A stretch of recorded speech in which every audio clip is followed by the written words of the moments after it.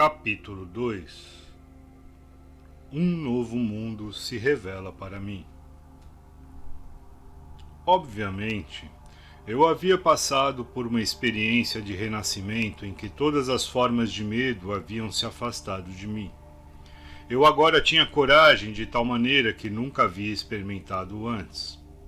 Apesar do fato de ainda não ter sido mostrado para mim como ou de que fonte eu seria capaz de receber os recursos necessários, eu tinha fé inabalável de que o dinheiro estava vindo ao meu alcance. Na verdade, conseguia enxergá-lo já em minha posse. Em muitas poucas ocasiões, na minha vida inteira, pude experimentar tal tipo de fé. Na verdade, era um sentimento indescritível. Não há palavras na língua portuguesa que possam descrevê-lo. Fato que todos aqueles que tiveram experiências similares podem facilmente testemunhar. Naquele instante, comecei a colocar em prática as instruções que havia recebido.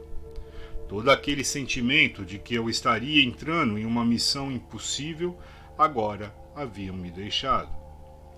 Um por um, comecei a buscar em minha mente os nomes de todos os meus conhecidos que talvez pudessem ser capazes de financiar os $25 mil de que eu precisava, começando com o nome de Henry Ford e passando por toda a lista de mais de 300 pessoas. Meu outro eu simplesmente disse: continue procurando. A hora mais escura é justamente um pouco antes da aurora. Mas eu chegara ao fim da linha. Minha lista inteira de conhecidos havia se esgotado, e com ela minha resistência física também. Eu estava trabalhando, concentrando a minha mente naquela lista de nomes por basicamente 2 dias e 2 noites, parando somente para dar alguns cochilos. Recostei-me na cadeira, fechei meus olhos e entrei numa espécie de transe por alguns minutos. Fui acordado pelo que parecia ser uma explosão no quarto. Conforme ganhei consciência, o nome de Albert L. Pelton apareceu em minha mente, e com ele um plano que eu soube instantaneamente ser o plano que me faria ter sucesso em persuadir o Sr. Pelton a publicar os meus livros. Eu me lembrei do Sr. Pelton somente como editor na revista Golden Rule, Regra de Ouro, aquela que eu havia publicado em anos anteriores. Eu me sentei, peguei a máquina de escrever e enderecei uma carta a Sr. Pelton em Meriden, Connecticut, e descrevi o plano da mesma maneira que ele havia sido entregue para mim. Ele respondeu por telegrama, dizendo que estaria na Filadélfia para me ver no dia seguinte. Quando ele chegou, mostrei a ele os manuscritos originais da minha filosofia e brevemente expliquei qual seria a sua missão. Ele pegou os manuscritos, folheou algumas páginas por alguns minutos, então parou de repente e, com os olhos fixos na parede por alguns segundos, disse: eu publicarei os livros para você. O contrato foi assinado. Uma quantia substancial de royalties me foi paga e os manuscritos foram entregues a ele, que os levou para Meriden. Eu não perguntei a ele o que fez tomar a decisão de publicar os meus livros antes mesmo de tê-los lido. O que eu sei é que ele me ofereceu o capital necessário. Imprimiu os livros e me ajudou a vender milhares deles para a sua própria clientela de compradores de livros, espalhados em praticamente todos os países de língua inglesa no mundo. Meu outro eu se sai bem. 3 meses depois, o dia que o Sr. Pelton me visitou na Filadélfia, um jogo completo com todos os meus livros estava em cima da mesa, bem na minha frente, e minha renda de venda dos livros era grande o suficiente para suprir todas as minhas necessidades. Esses livros agora estão nas mãos de todos os meus estudantes do mundo inteiro. Meu primeiro cheque dos royalties, referente à venda dos meus livros, alcançou a quantia de $850. No momento em que abri o envelope para apanhar o cheque, meu outro eu disse: sua única limitação é aquela que você impõe em sua própria mente. Não tenho certeza de que eu entenda exatamente o que esse outro eu seja, mas tenho plena convicção de que não há derrota permanente para o homem ou a mulher que o descubra e confie nele. No dia após o Sr. Pelton ter ido me visitar na Filadélfia, o meu outro eu me presenteou com uma ideia que resolveu imediatamente o meu problema financeiro. A ideia que cruzou a minha mente me mostrava que os métodos de venda da indústria automobilística tinham que passar por uma mudança drástica e que os futuros vendedores desta área da indústria teriam que aprender a vender automóveis, em vez de meramente servir de compradores de carros usados, como a maioria estava fazendo na época. Ocorreu-me também que jovens capazes que haviam recém finalizado a faculdade e que por isso não conheciam nada dos velhos truques da venda de automóveis seriam o ponto de partida desse novo tipo de profissional de vendas e poderiam ser mais bem desenvolvidos. A ideia era tão distinta e impressionante que eu imediatamente liguei para o gerente de vendas da General Motors e brevemente expliquei meu plano. Ele também ficou impressionado e me indicou para visitar uma filial da companhia de automóveis Buick, que, naquela época, era propriedade e dirigida por Earl Powell. Eu visitei o Sr. Powell, expliquei-lhe meu plano e ele imediatamente me colocou para treinar 15 garotos cuidadosamente selecionados da faculdade. A minha renda deste treinamento foi mais do que suficiente para tomar conta de todas as minhas despesas pelos próximos 3 meses, até que os resultados da venda dos meus livros começassem a entrar, incluindo o custo daquela luxuosa suíte que naquela época me preocupou muito. Meu outro eu não havia me desapontado. O dinheiro que eu precisava estava em minhas mãos justamente no ponto em que eu precisei. Neste momento fui convencido de que a minha viagem para a Filadélfia não era, sob hipótese alguma, uma missão sem sentido, conforme minha razão havia indicado antes de partir do oeste da Virgínia. Daquele momento em diante até este exato minuto, tudo o que eu precisei veio até mim. E isso mesmo considerando que o mundo inteiro recentemente passara por um período de depressão econômica, quando mesmo as necessidades básicas não estavam disponíveis para muitas pessoas. Em alguns momentos, a chegada das coisas materiais das quais eu precisei veio um pouco tarde, mas posso com toda certeza dizer que o meu outro eu sempre me encontrou no cruzamento e por sua vez sempre me indicou por qual caminho eu deveria seguir. O outro eu não possui precedentes. Não reconhece nenhum tipo de limite e sempre acha um modo de satisfazer nossos desejos. Ele pode se deparar com derrotas temporárias, mas nunca com fracasso permanente. Tenho tanta certeza disso que estou afirmando quanto o fato de estar aqui escrevendo estas linhas. Enquanto isso, sinceramente, espero que alguns dos milhões de homens e mulheres que foram atingidos pela depressão econômica ou outros dissabores da vida, descubram dentro de si mesmos essa estranha entidade que eu chamei de meu outro eu, e que essa descoberta os guie, como me guiou a um intenso e próximo relacionamento com essa fonte de energia que supera os obstáculos e resolve todas as dificuldades, em vez de ser derrotada por elas. Há uma grande força a ser descoberta no seu outro eu. Procure com todo o seu ser e você o achará. Fracasso, uma bênção disfarçada. Fiz outra descoberta como resultado dessa apresentação ao meu outro eu, ou seja, Há uma solução para cada problema legítimo, não importa quão difícil o problema pareça ser. Também descobri que para cada experiência de derrota temporária, para cada fracasso e cada forma de adversidade, existe a semente de um benefício equivalente. Entenda o que eu quero dizer. Não afirmei que isso seria uma flor desabrochada do sucesso, mas sim a semente pela qual essa flor germinará e crescerá.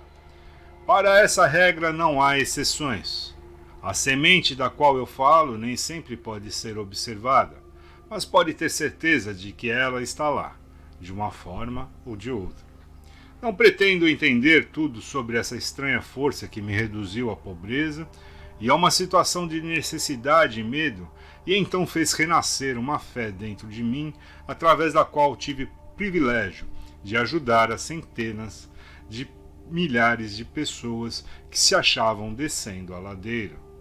Mas sei que tal força entrou em minha vida com uma missão para que eu pudesse colocar outros em contato com ela.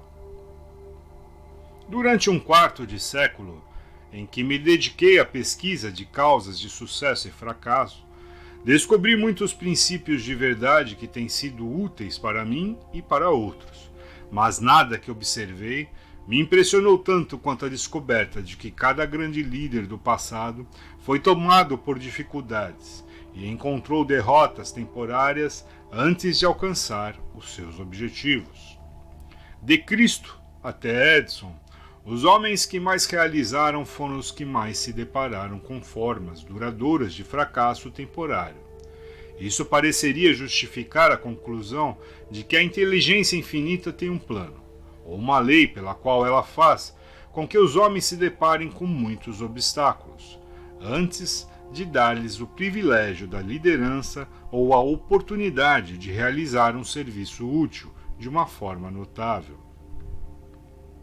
Eu não desejaria sujeitar-me novamente às experiências pelas quais passei naquela noite fatídica de véspera de Natal em 1923, e também naquela noite quando eu caminhei em volta da escola da West Virginia e lutei aquela terrível batalha contra o medo, mas toda a riqueza do mundo não seria capaz de me fazer abandonar o conhecimento que ganhei nessa experiência.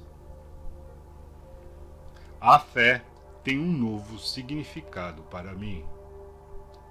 Repito que não sei exatamente o que é este outro eu, mas sei o suficiente para me apoiar nele com um espírito de absoluta fé em tempos de necessidade, quando a razão da minha mente parece inadequada para suprir as minhas necessidades.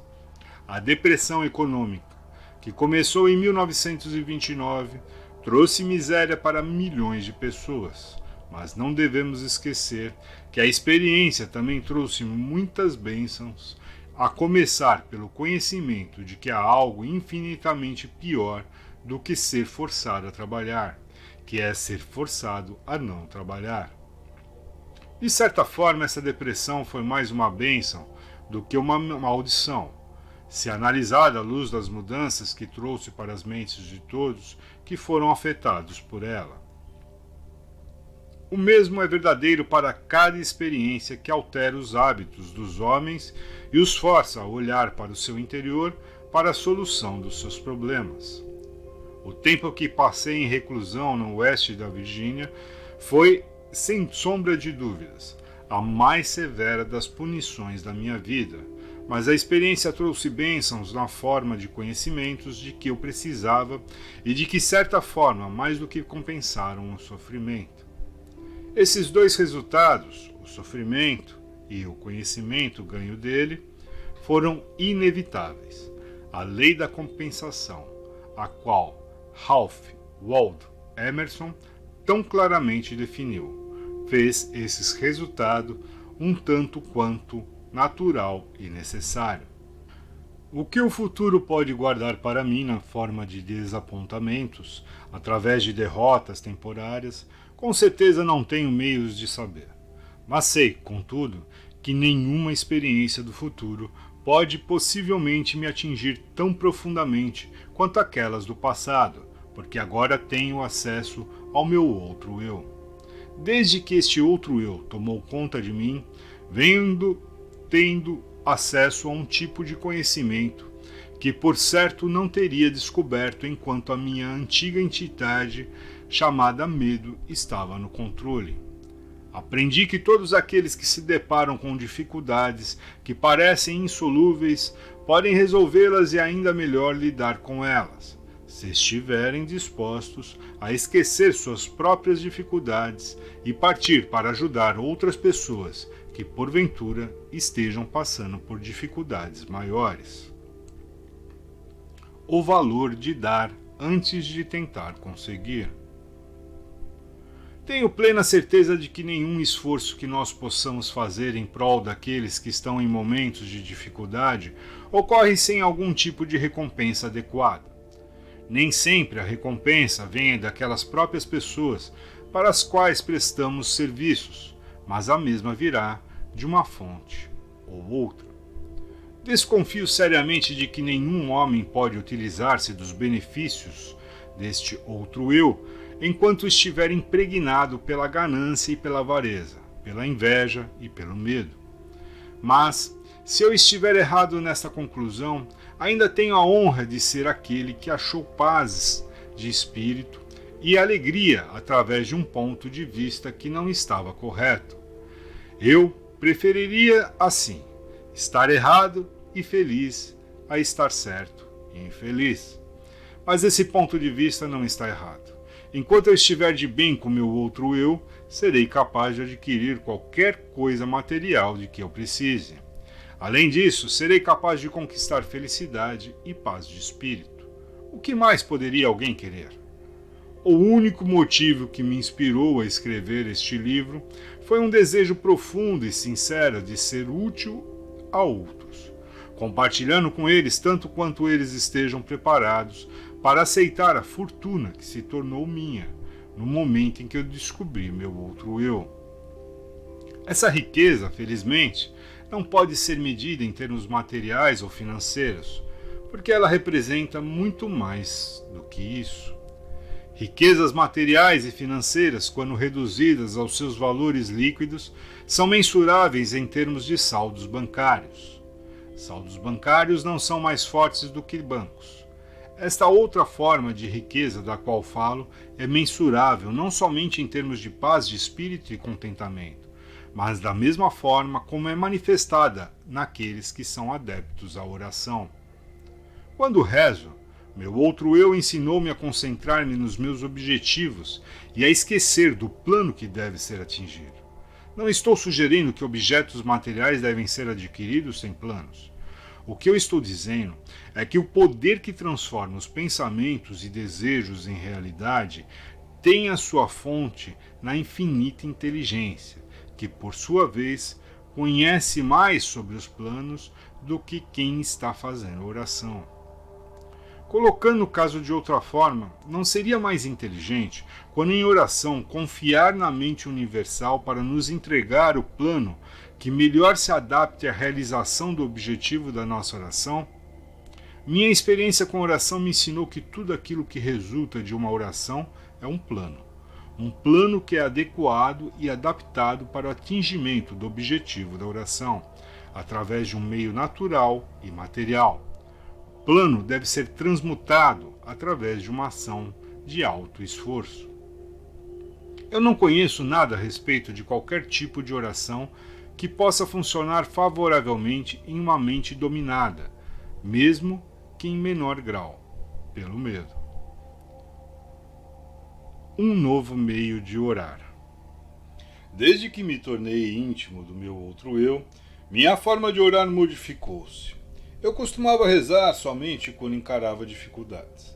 Agora rezo antes da dificuldade, quando possível. Eu agora rezo não mais pelos bens e pelas grandes bênçãos deste mundo, mas para ser merecedor de tudo que já possuo. Acho que meio de orar é melhor do que o antigo. A inteligência infinita parece que não ficar ofendida quando rendo graças e mostro que sou grato por todas as bênçãos que coroaram meus esforços. Fiquei maravilhado quando primeiro tentei este plano de oferecer uma oração de agradecimento por tudo que eu já possuía, pois assim descobri a vasta riqueza de que já dispunha e não apreciava. Por exemplo, descobri que eu tinha um corpo maravilhoso que nunca havia sido seriamente danificado pela doença. Eu contava com uma mente razoavelmente bem equilibrada. Tinha uma imaginação criativa com a qual eu poderia prestar um serviço muito útil para um grande número de pessoas. Eu era abençoado com toda a liberdade que desejava, tanto de corpo quanto de mente. Nutria um desejo ardente de ajudar outros que não tinham a mesma sorte. Descobri que a felicidade, o maior de todos os objetivos do ser humano, era minha de qualquer maneira, com depressão econômica ou sem depressão econômica. Por último, descobri que eu tinha o privilégio de me aproximar da inteligência infinita, tanto com o intuito de agradecer pelo que eu possuía e por iluminar e direcionar meu caminho, quanto para pedir mais bênçãos. Pode ser útil para cada leitor deste livro fazer um inventário de seus ativos intangíveis. Tal inventário pode mostrar que existem ativos que não possuem valor. Alguns sinais que nós subestimamos. O mundo inteiro está passando por um momento de mudanças de tamanhas proporções que milhões de pessoas estão em estado constante de pânico, trazendo junto consigo preocupações, dúvidas, indecisões e principalmente medo. Parece-me que agora é o momento certo para todos aqueles que, por alguma razão, encontram-se naquele cruzamento da dúvida e da incerteza, para que conheçam e se tornem íntimos de seus outros eus. Todos os que desejarem realizar tal tarefa acharão útil tirar uma lição da natureza.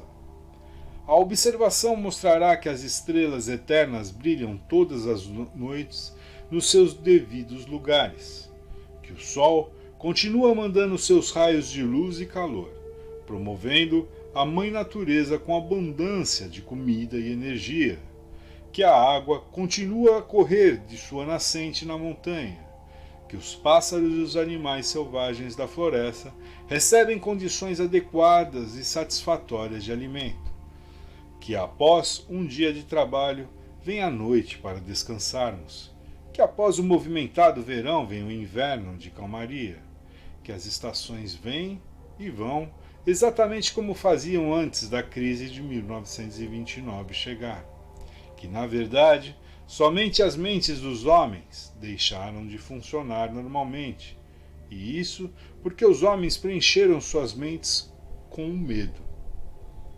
A observação desse simples fato da vida cotidiana pode ser muito útil como um ponto de partida para todos aqueles que desejam suplantar o medo pela fé.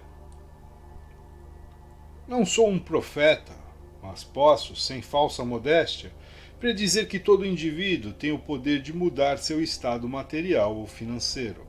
Mas primeiro ele ou ela tem que mudar a natureza das suas crenças.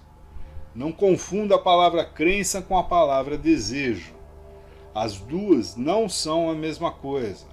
Todo mundo é capaz de desejar vantagens financeiras, materiais ou espirituais, mas o elemento fé é a única força verdadeira pela qual um desejo pode ser transformado em uma crença, e por sua vez a crença transmuta-se em realidade.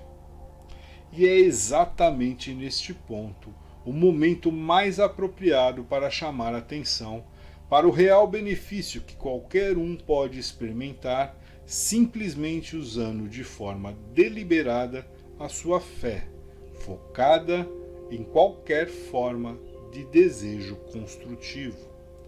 A mente age sempre de acordo com os nossos desejos mais profundos e dominantes. Não há escapatória desse fato. Isso é literalmente um fato. Tenha muito cuidado com o que você deseja de coração, porque por certo será seu. a fé e o começo de toda grande realização. Se Thomas Edison tivesse parado simplesmente desejando conhecer o segredo pelo qual a energia elétrica fazia com que a lâmpada incandescente acendesse, toda a conveniência que as suas descobertas trouxeram para a civilização teria permanecido como segredos da natureza. Ele encontrou-se com um fracasso temporário por mais de 10.000 vezes antes de finalmente conseguir arrancar esse segredo da natureza. Até que finalmente ela cedeu para ele, porque ele acreditou que conseguiria, e mais importante ainda, continuou tentando até que conseguiu a resposta. Edison descobriu mais dos segredos da natureza. Eles teriam sido chamados de milagres em um período anterior, no campo da física, do que qualquer outro homem já viveu, e isso porque ele ficou íntimo de outro eu. Eu ouvi isso da boca do próprio Edison, mas mesmo que eu não tivesse ouvido, as suas realizações por si mesmas revelaram esse segredo. Nada dentro da razão é impossível para o homem ou a mulher que acredita e confia no seu outro eu. Tudo em que um homem ou uma mulher acreditar ser verdadeiro, a partir daquele instante começa a se tornar verdadeiro. Uma oração é uma expressão do pensamento, algumas vezes expresso em palavras audíveis e outras vezes expresso silenciosamente. Observei por experiência própria que uma oração silenciosa é tão eficaz quanto uma oração expressa em palavras. Observei também que o estado de espírito de quem está rezando é o fator determinante para a oração funcionar, ou não. Minha concepção do outro eu que tenho tentado descrever é que ele simboliza meramente um novo modo de se chegar à inteligência infinita, um modo pelo qual se pode controlar e direcionar o simples processo de combinar a fé com os pensamentos. Isso é somente outra maneira de dizer que agora tenho muito mais fé no poder da oração. O estado de espírito conhecido como fé, aparentemente, abre o meio para um sexto sentido, através do qual se pode comunicar com fontes de poder e informação que ultrapassam e muito os nossos 5 sentidos. O desenvolvimento desse sexto sentido vem sempre para a sua ajuda, e ele é, na verdade, uma estranha força que vamos assumir. É um anjo da guarda que pode abrir para você, sempre que quiser, a porta para o templo da sabedoria. O sexto sentido é a experiência mais próxima a que já cheguei de algo que se possa chamar de milagre. E ele parece, dessa forma, talvez porque eu não entendo exatamente o método pelo qual esse princípio funciona. O que eu realmente sei é que existe uma força ou uma causa central primeira, ou uma inteligência que permeia cada átomo da matéria e faz parte de cada unidade de energia perceptível pelo homem. Que essa infinita inteligência converte ramos em árvores, faz com que a água escorra dos montes em resposta à lei da gravidade, faz a noite após o dia, o inverno após o verão, cada um mantendo o seu próprio lugar e funcionando de forma harmoniosa, bem como o relacionamento entre si. Essa inteligência ajuda a transformar desejos em formas concretas ou materiais. Tenho esse conhecimento porque o experimentei. Por muitos anos venho mantendo o hábito de fazer o inventário de toda a minha vida pessoal, uma vez por ano, com o objetivo de determinar quanto de minhas fraquezas consegui ultrapassar ou eliminar, e também para calcular quanto progresso, se é que tive algum, fiz durante o ano.